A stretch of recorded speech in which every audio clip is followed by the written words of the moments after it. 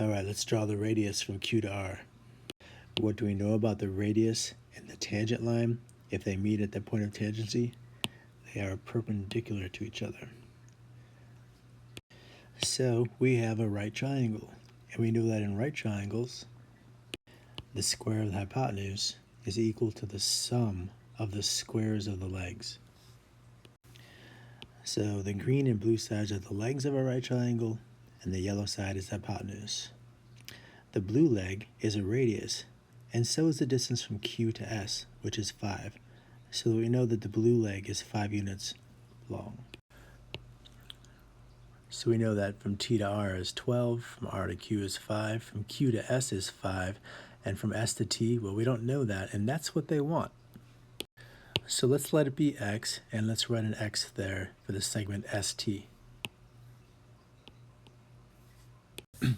Alright, so the hypotenuse is 5 plus X, and the hypotenuse squared is equal to the sum of the squares of the legs.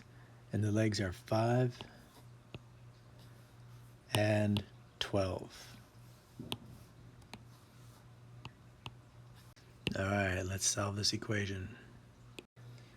Algebraically, we'll move in two possible ways from this point on. One way would be to leave the 5 plus x just as it is. The other way would be to rewrite 5 plus x squared as 5 plus x times 5 plus x. This way is going to probably be faster. So 5 plus x squared is equal to 25 plus 144, which is 169. Then we can get rid of this squared by doing the square root. We'll do this on both sides. Algebraically, we say plus or minus. On the left side, the square root and the squared cancel each other out.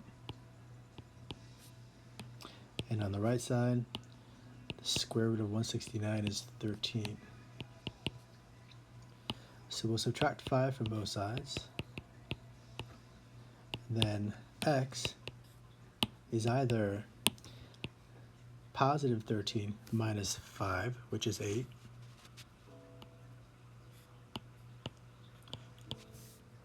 or x is negative 13 minus 5, which is negative 18. Makes no sense in this problem though, so we've got our answer. Now, if you squared the 5 and the 12, and you decided to take 5 plus x, the quantity squared, and actually multiply it out, then we would have had the following. Using FOIL and distributing properly, we would have had 25 plus 5x plus 5x plus x squared when you multiply these binomials. And that's equal to 169. And then collecting all of our terms on one side and combining like terms, we'll still have x squared on the left. 5x and 5x is 10x. And then the 25, and we have to subtract 169 from both sides. So from the left, and we're left with 0. From the right, left with negative 144, which factors into x plus 18 times the quantity x minus 8. And if this factor times this factor is 0, then either this factor must be 0 or this factor must be 0. So x is negative 18 or 8, just like we had over here. But I think you'll agree that it was easier to not square 5 plus x like this and just leave it as 5 plus x squared. And if that's equal to 169, take the square root of both sides. That was a much easier way to do this problem.